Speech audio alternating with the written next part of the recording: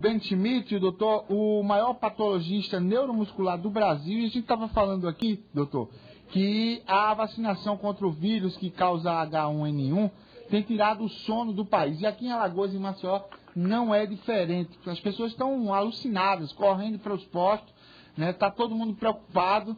Tivemos um caso agora, né, de um médico anestesista que faleceu. Já foi diagnosticada a doença, pelo menos é essa informação que a gente tem aqui através da internet. E há esse pânico geral na população, não só daqui, mas do país todo. Realmente há um caso de preocupação, as pessoas precisam ficar preocupadas com essa situação. Bom dia. Bom dia, Paulo. Bom dia. Não, a resposta categoricamente é não, Paulo, muito pelo contrário, né? O governo novamente foi infeliz, como tem sido infeliz nessa epidemia inconcebível de dengue que nós estamos vivendo, de zika vírus, né? As gripes e os resfriados, a população aí pode ficar tranquila, normalmente se resolve em mais de 90% dos casos, sem deixar sequela nenhuma, sem causar, e a grande maioria dos casos, nem mesmo recorrer ao médico, né? Não procede essa histeria, né? Aqui em São Paulo, todo mundo acordando 4h30 da manhã para pegar a senha, né? Para fazer a vacina em coisas... Em aqui também está essa loucura. Né, as pessoas se esbofeteando na porta das clínicas. Não há necessidade dessa histeria, né, Paulo?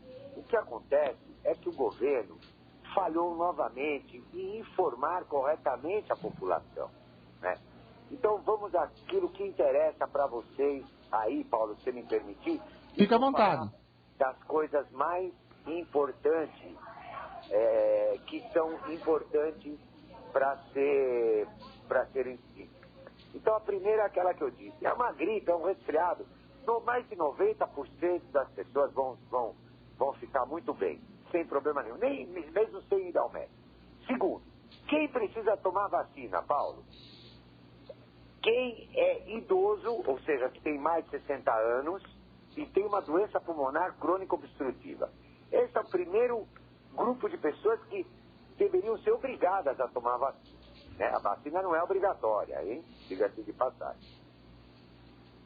Segundo lugar, vale a pena dar a vacina para as gestantes, para as crianças com mais de 6 meses, para os obesos e para todas as pessoas que têm uma doença crônica, né? Vale a pena tomar vacina. A vacina do governo é tão boa quanto a vacina da clínica particular, apesar de uma atingir 3 cepas virais e a outra 4, mas a 4ª cepa, ela significa muito pouco de maneira prática para a população. Então pode tomar a vacina do governo, que faz parte da boa prática da medicina. Até aí tudo bom, Paulinho? Tudo bem, estou entendendo direitinho. E as pessoas que estão escutando, né, pelo menos com essa informação, eu acredito que vão acalmar um pouco mais, né? Podem ficar sossegados que não vai acontecer absolutamente nada. As mortes são raríssimas, raríssimas.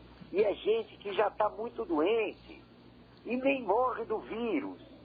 O que acontece? A pessoa está muito doente, ela contrai o H1N1, ela se debilita mais e pega uma infecção bacteriana, por exemplo, uma pneumonia, uma broncopneumonia, e aí sim, a broncopneumonia vira a causa de morte. Mas vamos em frente ao que é importante para a população.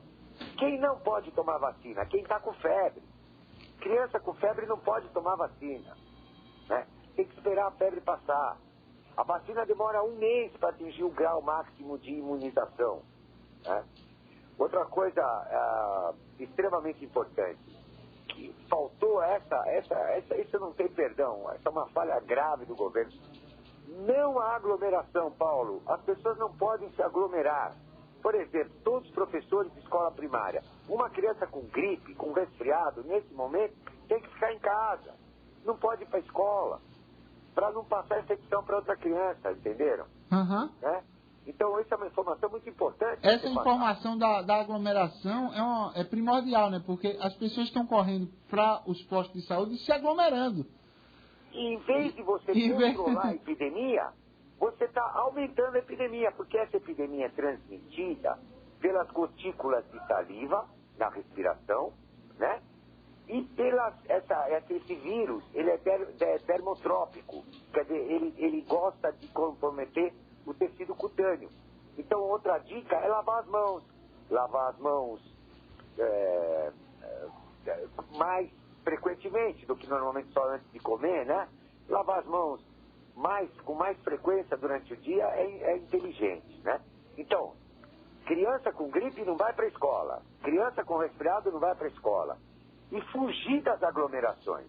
Agora, quem não tiver jeito, que tiver pegar o ônibus de transporte público, infelizmente deplorável do nosso país, aquelas pessoas que estão doentes não devem trabalhar. E quem tiver com tosse tem que levar um lencinho para não passar a gripe para o seu semelhante, né? Então levar um lenço para evitar de tossir no ônibus sem o lenço. Eu acho isso extremamente importante. Agora, Paulo, eu quero aproveitar a oportunidade, se você me permitir, temos mais um segundinho? Temos sim, fica à vontade, doutor. Que esse é o momento exato, Paulo, porque toda grande epidemia, quando acontece alguma coisa ruim, a gente tem que aproveitar isso para fazer disso uma coisa boa, não é verdade? Claro. Então, eu não tenho partido político nenhum, não torço para nenhum político. Aliás, eu, pessoalmente, se eu pudesse, eu colocava todos os políticos brasileiros numa espaçonave e mandava todos eles para Marte. Eu acho que o Brasil ia ganhar muito com isso. Bem, faria o mesmo. Eu vou dar uma mensagem para vocês, que é a seguinte: esse era o momento do nosso governo investir em saneamento básico, Paulo. A população precisa entender onde que ficam os vírus. Qual é o maior reservatório de vírus? Onde que os vírus ficam? Os vírus ficam aonde? Dentro dos corpos de outros seres vivos, porque os vírus não são considerados seres vivos pelos cientistas, sabe, Paulo? Eles só conseguem se multiplicar dentro do corpo de outros seres vivos. Por exemplo, nas plantas, então tem muitos vírus nas florestas, nas plantas, né? Dentro das células vegetais. Tem vírus dentro de animais, de vertebrados, gorilas, macacos, seres humanos. Mas uma grande população, a maior reservatório de vírus, Paulo, é dentro das bactérias e dos bacilos. E essas bactérias, sabe onde elas estão, e os bacilos? No lixo, no esgoto. Então esse é o momento de conscientizar o governo que nós precisamos limpar o nosso país. Sabe, a gente tem que fazer saneamento básico. Já tivemos epidemia de dengue, de chikungunya, do Zika, com microcefalia, que é uma desgraça, né, Paulo? Enquanto o governo não tomar uma atitude séria de saneamento básico, o ano que vem vai ser muito pior, viu, Paulo? E eu sou uma pessoa muito otimista, mas se a gente não se conscientizar de que a gente tem que investir, higiene é sinônimo de saúde, sujeira é sinônimo de doença. E essa infecção por H1N1, que apareceu antes do inverno, ela está querendo nos dizer que nós não estamos sendo higiênicos, Paulo. E essa mensagem eu acho fundamental você passar para o seu rádio ouvinte.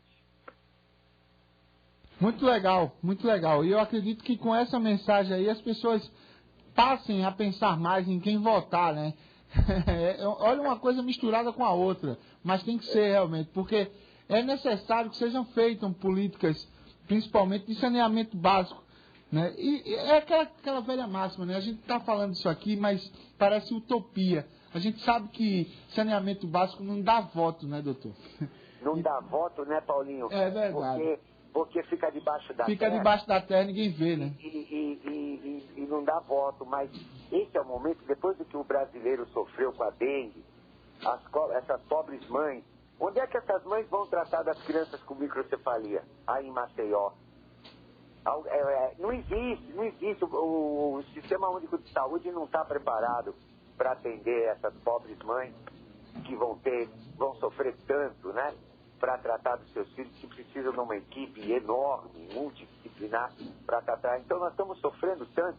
Então o governo a população tem que pedir né? Tem que sensibilizar o governo, né?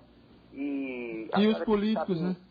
Perdão, tem que saber em quem votar, Paulinho, você me permitir. É muito difícil votar hoje no Brasil, Paulo, porque eu, por exemplo, pessoalmente, eu não sei em quem votar. Eu votaria em colocar todos os políticos naquela espaçonave que eu acabei de te dizer e mandar todos eles para Marte. Porque não é qualquer brasileiro que pode se candidatar, né? Nós somos obrigados a pertencer a um partido. Eu acho que enquanto isso for assim, fica muito difícil a gente escolher em pessoas. Porque uma última mensagem é o seguinte: a população tem que pedir o seguinte para um governo, na minha opinião de cientista, hein?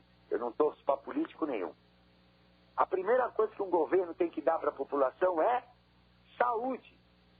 Não adianta dar nada para ninguém se não começar por saúde, porque sem saúde nós não podemos permanecer vivos, não é verdade?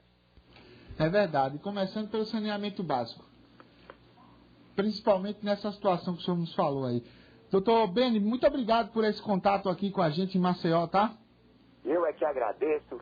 Que você tenha um dia bonito aí, Paulo? Tá, aqui sempre dia bonito, viu? Então vamos aproveitar. A gente sempre tem que aproveitar porque a vida é sagrada.